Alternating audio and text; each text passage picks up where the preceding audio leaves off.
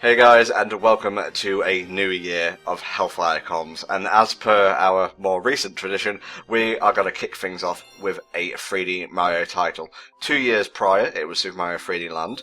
The year before, or last year rather, it was Super Mario Sunshine. This year, we're going to return to a playthrough that basically got me into commentary, or at least console playthroughs in general. Super Mario Galaxy, one of my favourite Mario titles, at least 3D-wise, 2D-wise, Super Mario World, but there was originally a Galaxy playthrough.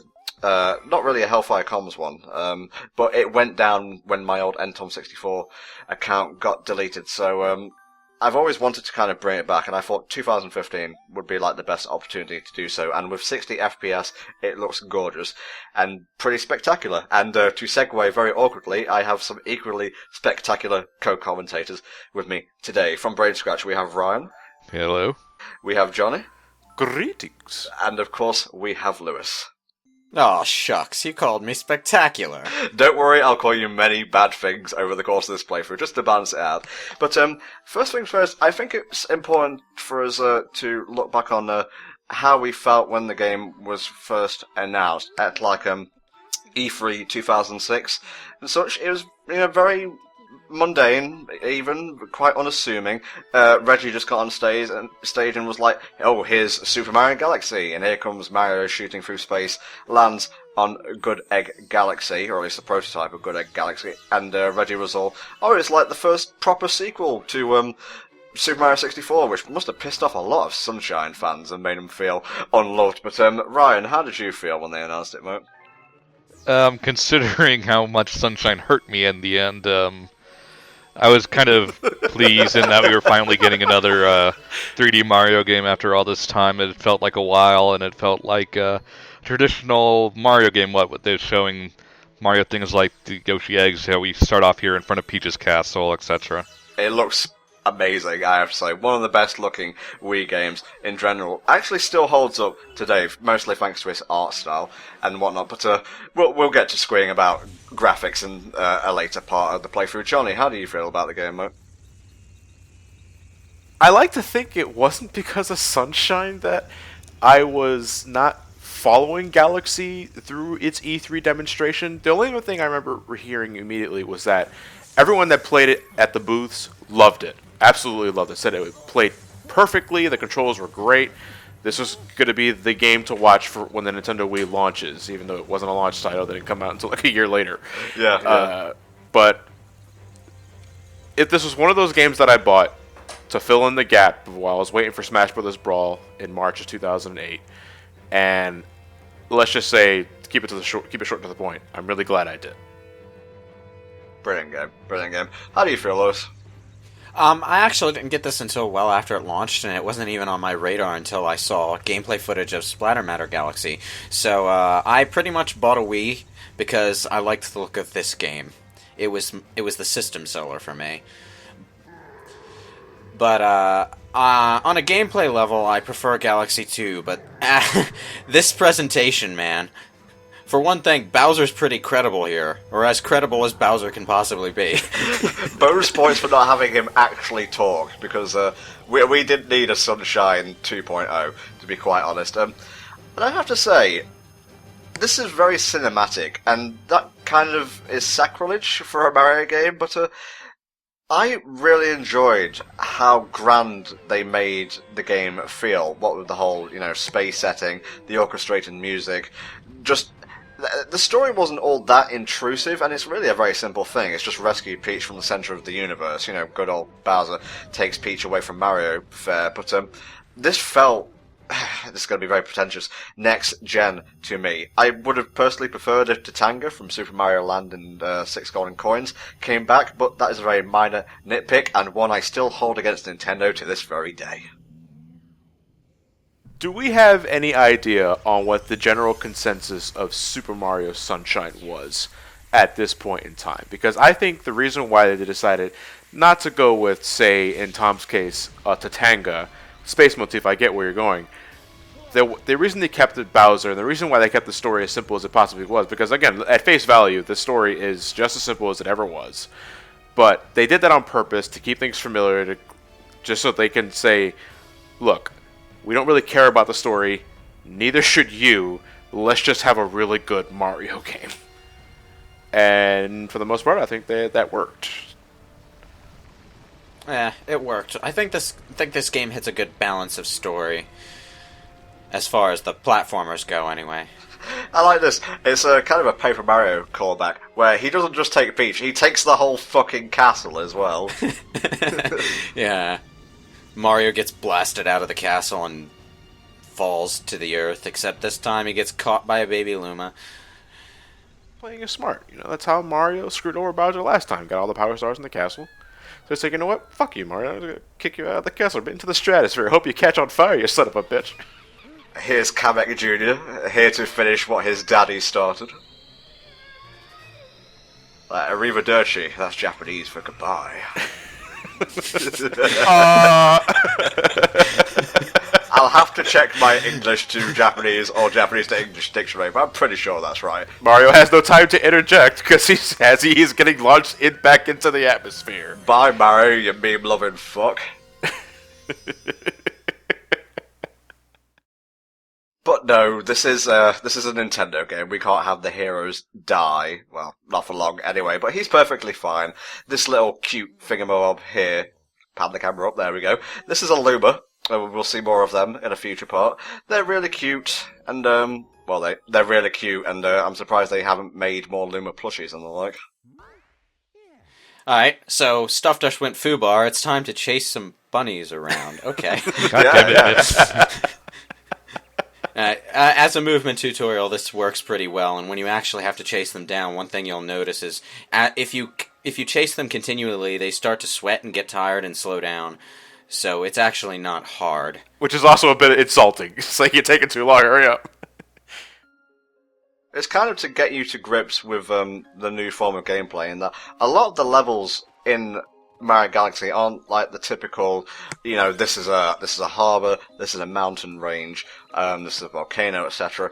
They're more like planetoids set within like themed galaxies. And as you can see here, I was a little bit rusty because I had not played the game since John and I had our race back in the day, and I've never really liked how light the Wii's control stick is, so it took me a bit of time to like reacclimatise.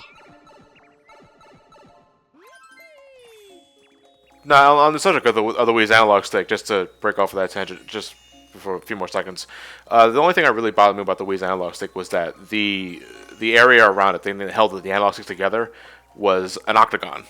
Yeah. And I understand why I did that. It's supposed to help you get set in one direction, but it felt unnatural when you had to go in like full 360 motions.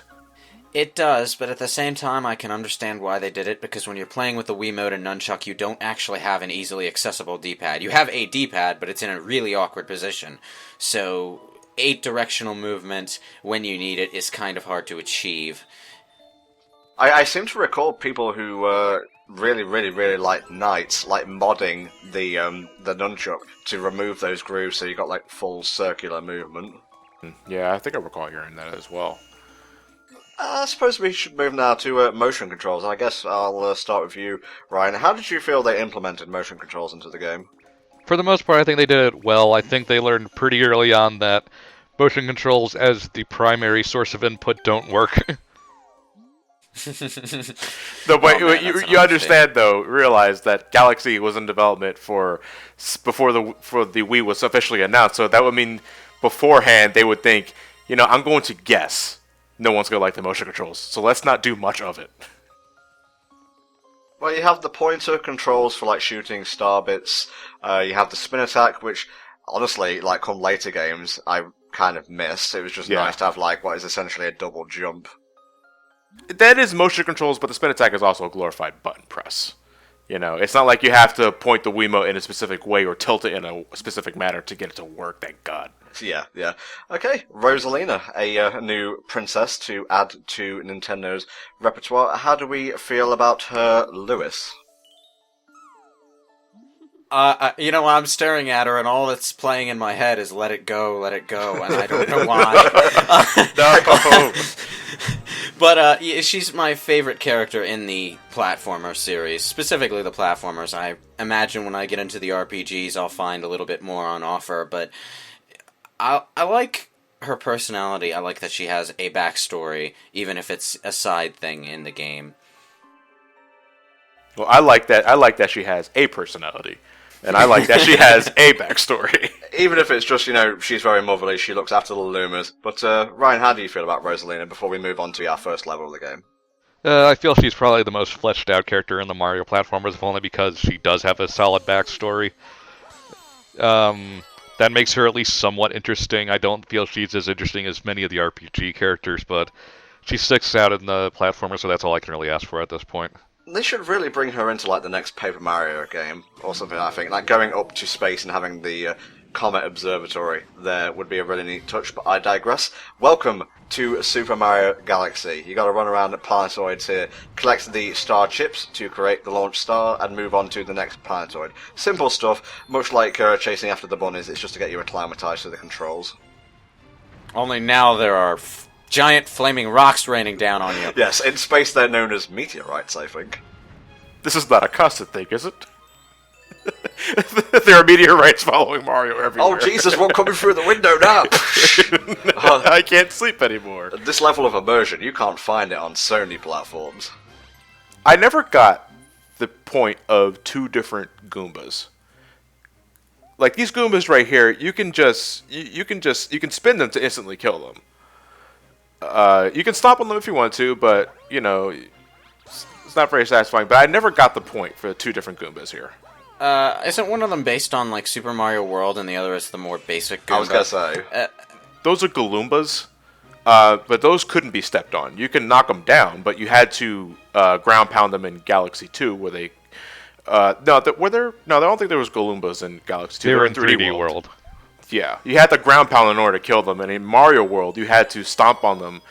You had to step on them and knock them out, and you either had to hit them with a fireball or hit them with a cape, or eat them with Yoshi. Or spin jump them, I think.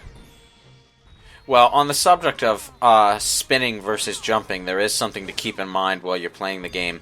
If you spin most enemies, including the Goombas, what you'll get is star bits, but if you stomp on them, you'll get a coin. So you should always go for the, ironically, riskier attack if you're trying to get your health restored. Unless you use the home and ground pound. Ah, well, yeah, there's that too. But you know what? I always forget that the home and ground pound exists. Admittedly, it is a bit, it's a little more intricate than just, it's like, just in case anybody doesn't know what I'm talking about.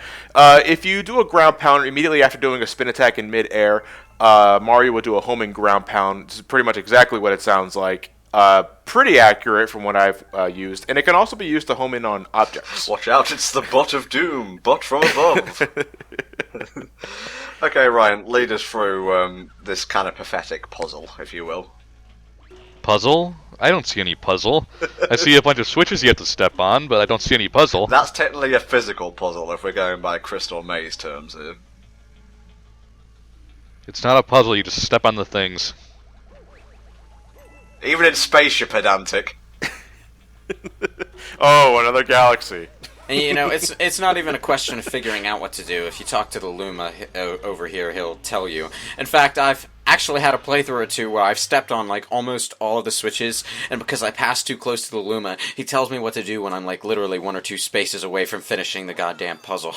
Oh, Nintendo when it's constant handhelding. But I digress. That is the end of this part. We have our first Grand Star, more of which next time. We'll see you then. Bye bye.